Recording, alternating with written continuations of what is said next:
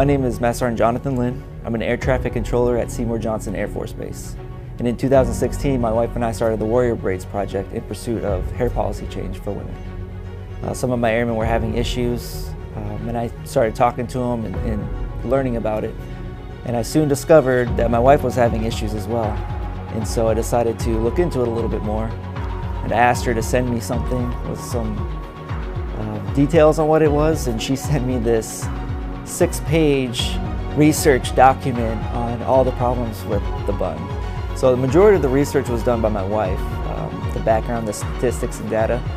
My role in it, I just did most of the interviewing and basically just asking questions and trying to figure out how big the issue was, like how far did the issue spread throughout the Air Force, and it turns out it was pretty big.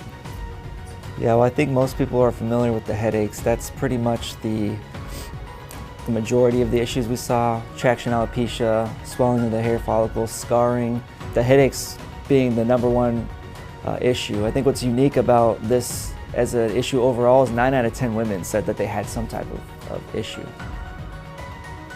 One of the biggest components that we saw was there's an inclusion issue.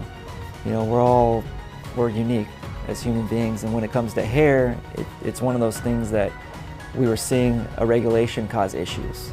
And it was just one of those things that when we look at it, women who are working with headaches are at a disadvantage, but they still want to be here and they want to serve. And so taking away these barriers just helps to strengthen our force as a whole. So that's where it started, and we went to the chain of command at BO twice, Al Dhafra, Kunsan, and then here at Seymour Johnson. So we socialized this issue within the chain of command at quite a few locations. I think this issue was taken seriously everywhere that we proposed it.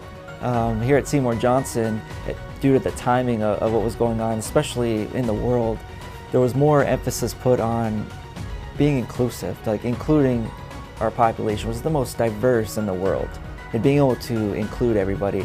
So I think with everything going on, that actually helped us to socialize and get this idea to the top and get the support from the leaders that we needed. I think we began to see traction, like legitimately got our traction once ACC Sword Athena, we were able to submit our idea to them. General Holmes signed a letter, and then from there we went on to get over 40 more letters across the Air Force, including other MSgt commanders. That's when we first started to get traction. Now that's about the time that I met up with the Women's Initiatives team, and I got pulled onto the team, which is really cool because I didn't know about the WIT, you know, so I didn't know that there was this group out there that's working issues specifically in this realm. And that was just a really cool team to be on. And we kept pursuing it all the way through until we met with Chief Bass, submitted our proposal to the Uniform Board, and then we found out that it was approved and it was going to be official on 10 February of 2021. I talked to one after the next. I've interviewed hundreds of women, and just the stories, they're all unique, but they all were the same at the same time, if that makes sense. They're all struggling with something.